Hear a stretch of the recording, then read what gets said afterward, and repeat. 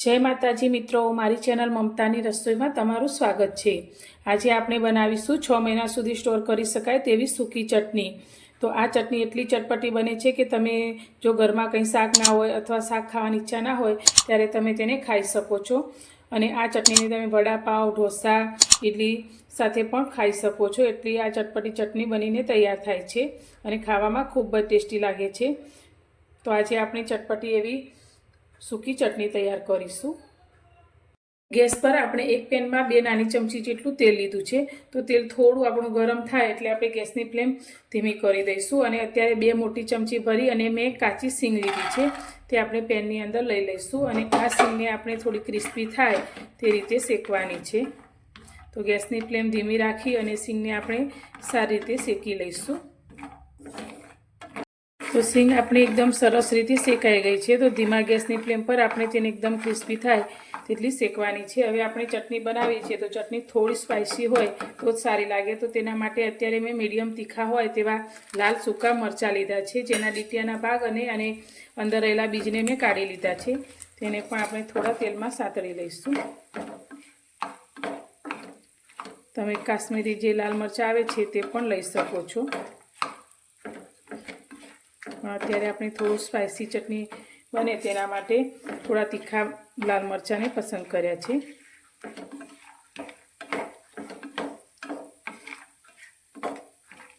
હવે મરચાંની સાથે સાથે અત્યારે મેં સૂકા લસણની 8 થી 10 કળી લીધી છે, થોડી મોટી હોય તેવી, તે પણ અંદર લઈ લઈશું। તો લસણ આની અંદર ખૂબ જ સરસ લાગે છે। અને આપણે બધા જ મસાલાને સારી રીતે પકવીને લેવાના છે, જેથી ચટણી આપણી લાંબા સમય સુધી સારી રહેશે। આ લસણ પણ આપણું સારી રીતે સંતળાઈ ગયું છે, તો તેને પણ થોડું સાઈડમાં કરીશું। હવે અત્યારે મેં 1 મોટી ચમચી આખા દાણા લીધા છે, તે અંદર લઈ લઈશું। અને તેની સાથે 1 નાની ચમચી આપણે જીરું લીધું છે, તે અંદર લઈશું અને તેને પણ થોડું તેલમાં આપણે સાતળી લઈશું।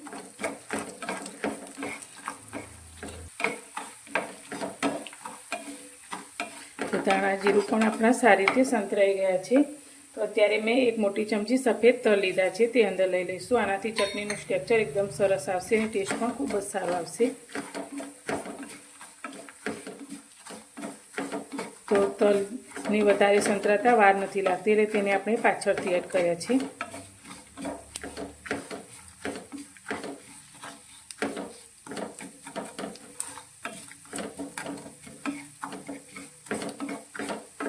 તલ પણ આપણા સારી રીતે સંતરાઈને ચટકવા લાગ્યા છે।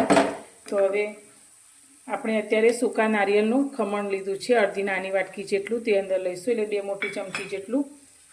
હવે ગેસની ફ્લેમ અત્યારે આપણે બંધ કરી દઈશું અને નારિયેળના છીણને બધી જ વસ્તુ સાથે સારી રીતે શેકી લઈશું।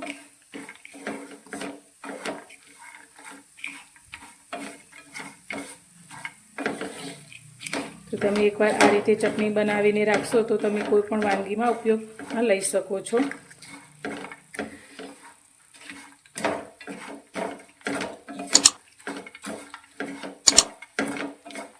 તો બંધ ગેસની ફ્લેમ પર આપણે બધી જ વસ્તુને આ રીતે સાતળી લીધી છે। તો હવે થોડી વાર માટે તેને આ રીતે ઠંડુ થવા દઈશું બધું જ, અને આ રીતે થોડી વાર માટે હલાવતા રહીશું, જેથી નીચે પેન ગરમ છે એટલે મસાલા આપણા દાજી ના જાય।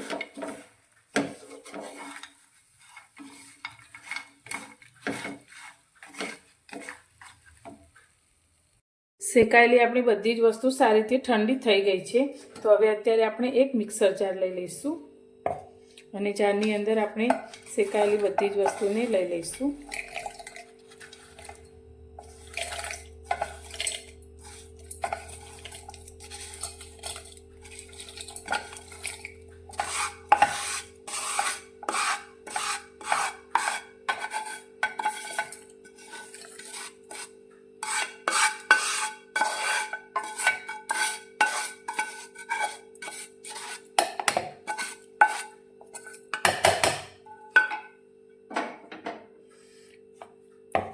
હવે આની અંદર આપણે સ્વાદ પ્રમાણે મીઠું એડ કરીશું। તો અત્યારે નાની અડધી ચમચી જેટલું આપણે મીઠું લઈશું। સાથે આપણે ચટણીનો કલર એકદમ સરસ આવે તેના માટે અત્યારે મેં કાશ્મીરી લાલ મરચું લીધું છે, 2 ચમચી જેટલું, તે અંદર એડ કરીશું।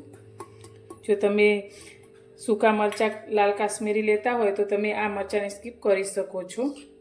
અને સાથે ચટપટો ટેસ્ટ આવે ચટણીનો, તેના માટે મેં અત્યારે ચાટ મસાલો લીધો છે 1 ચમચી જેટલો. હવે બધી જ વસ્તુને આપણે સારી રીતે પીસી લઈશું. તો ચટણીને આપણે પીસી લીધી છે. તો આપણે એકદમ ઝીણું પણ નહીં પીસવાનું અને બહુ મોટું પણ નહીં, તે રીતે આપણે ચટણીને પીસીને તૈયાર કરવાની છે. તો તમે જોઈ શકો છો આ રીતે એકદમ સરસ છૂટી રહે તે રીતને આપણે પીસવાની છે. તો હવે તેને આપણે એક પ્લેટમાં લઈ લઈશું. ચટણી આપણી બનીને તૈયાર છે. તો આ ચટણીને તમે ફ્રીજ વગર 6 મહિના સુધી એરટાઈટ બરણીમાં ભરી અને બહાર પણ સાચવી શકો છો. અને જ્યારે પણ કંઈ શાક ખાવાનું મન ના હોય અથવા તો તમે વડાપાવ જેવી વસ્તુમાં અથવા તો ઢોસામાં પણ આ ચટણીનો ઉપયોગ કરી શકો છો. હવે અત્યારે મેં એક રોટલી લીધી છે જેના ઉપર આ રીતે ઘી લગાવી લીધું છે. તો તેની ઉપર આપણે 1 ચમચી જેટલી આ ચટણીને લઈ લઈશું અને બધી જ બાજુ એક સરખી ફેલાવી લઈશું. તો બાળકોને પણ તમે આ ચટણીને ખવડાવશો તો તેમને પણ ખૂબ જ પસંદ આવશે. તેટલી ટેસ્ટી ચટપટી આપણી ચટણી બનીને તૈયાર થાય છે. આ રીતે લગાવી અને તેનો આપણે આ રીતે રોલ કરી અને બાળકોને પણ આપી શકીએ છીએ. તો ખાવામાં ખૂબ જ ટેસ્ટી એવી આપણી ચટણી બની છે. તો તમને મારી આજની આ ચટણી બનાવવાની રીત કેવી લાગી? જો પસંદ આવી હોય તો વિડીયોને લાઇક કરજો, શેર કરજો અને મારી ચેનલ પર નવા છો તો ચેનલને સબસ્ક્રાઈબ કરવાનું બિલકુલ ભૂલતા નહીં. તો ફરી મળીશું એક નવી જ રેસીપી સાથે નવા વિડીયોમાં.